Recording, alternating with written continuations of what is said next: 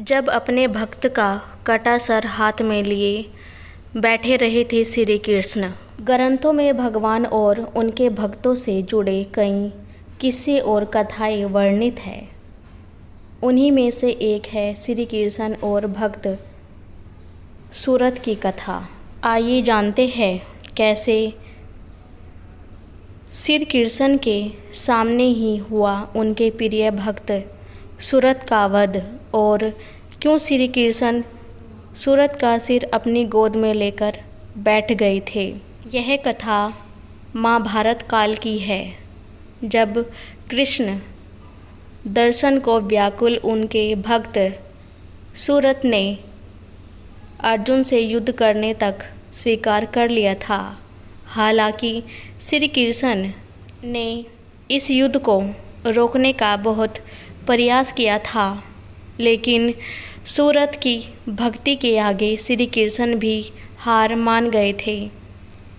दरअसल हुआ यूं कि महाभारत युद्ध के बाद जब युधिष्ठिर ने अश्वमेध यज्ञ करने के बाद यज्ञ का घोड़ा भ्रमण के लिए छोड़ा, तब चंपकपुरी के राजा हर्षध्वज और उनके बेटे सूरत ने श्री कृष्ण की दर्शनों की लालसा से अश्वमेध के घोड़े को पकड़ लिया। पिता और पुत्र दोनों ही श्री कृष्ण के परम भक्त थे और उन्हीं के हाथों से संसार का त्याग कराना चाहते थे। इसी कारण से घोड़े को पकड़ने के बाद उन्होंने युद्ध की ललकार पांडवों के कानों तक पहुंचाई, जिसे सुन अर्जुन अपनी विशाल सेना समेत युद्ध के लिए निकल पड़े। जब युद्ध के मैदान में श्री कृष्ण ने अर्जुन को सूरत को आमने सामने देखा तो वह विचलित हो गए।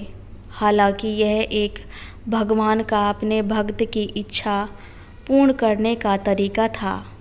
श्री कृष्ण को अर्जुन के साथ देख सूरत अत्यंत भावुक हो गए। श्री कृष्ण ने भी अपने भक्त के हाव भाव और उसकी भक्ति पहचान ली और अर्जुन को युद्ध से लेकर लौटने लगे।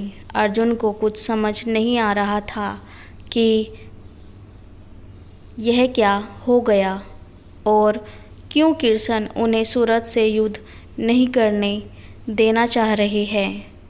वहीं दूसरी ओर सूरत ने जैसे ही कृष्ण को लौटते देखा, वह समझ गए कि ऐसा तो उनका उद्धार श्री कृष्ण के हाथों संभव नहीं।